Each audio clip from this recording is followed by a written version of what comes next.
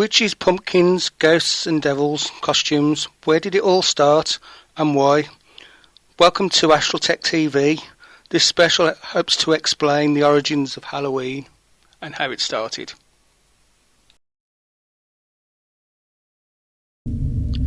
In Ireland 2000 years ago, the Celts celebrated the end of harvest and the start of winter on the 1st of November.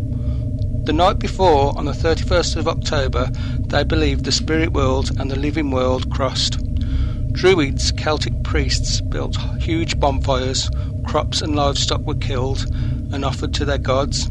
They called on spirits who they believed could see the future and asked how their crops would fare for the following year.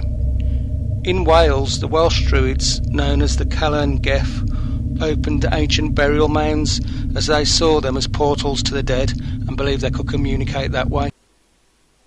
On the 1st of November, Romans celebrated the festival of Feralina, where they honoured the goddess of fruit known as Pomona. It's believed this is where the tradition of apple bobbing come from, as her symbol was either an apple or a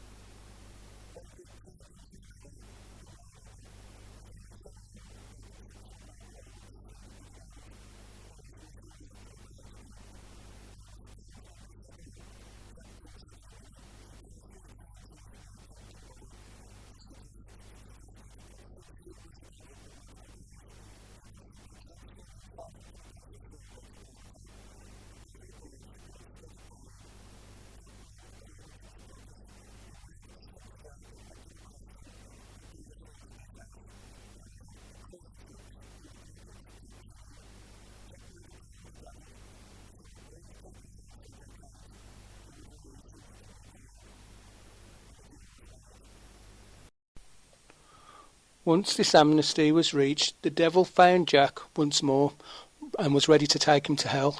This time, however, Jack asked for an apple from a nearby tree to quell his hunger on the long journey.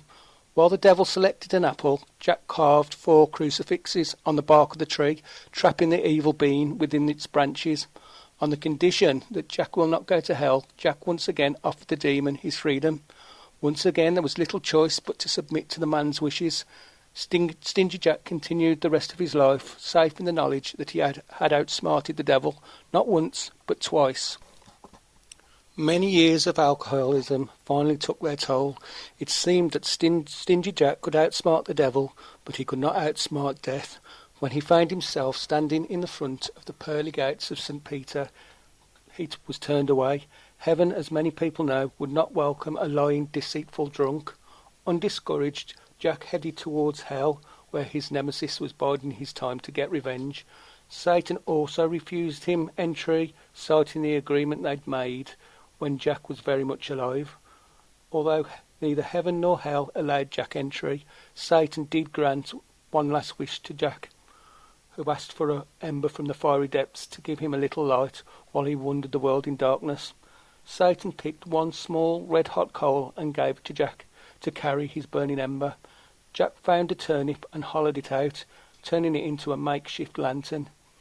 Ever since then, Jack's ghost could be seen wandering aimlessly around the Irish countryside. Whenever locals saw mysterious lights, they would say, "That's just Jacko, the lantern." Later, the term became synonymous with the name jack-o'-lantern.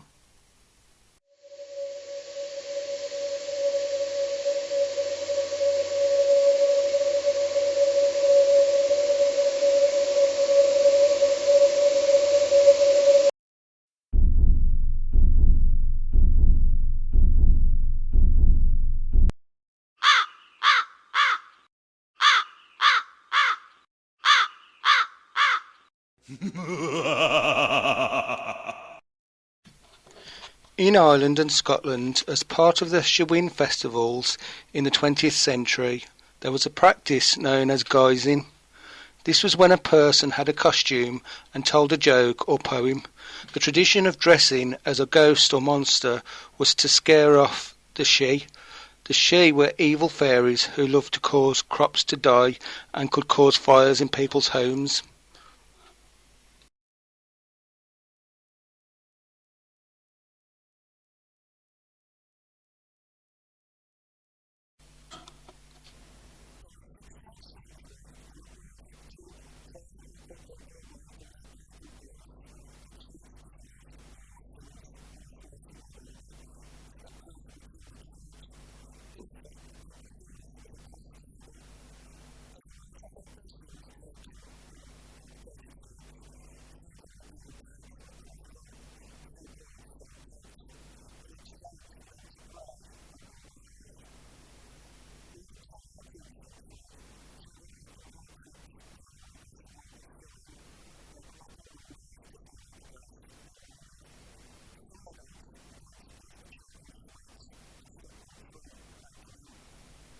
Hope you enjoyed our video on the origins of Halloween.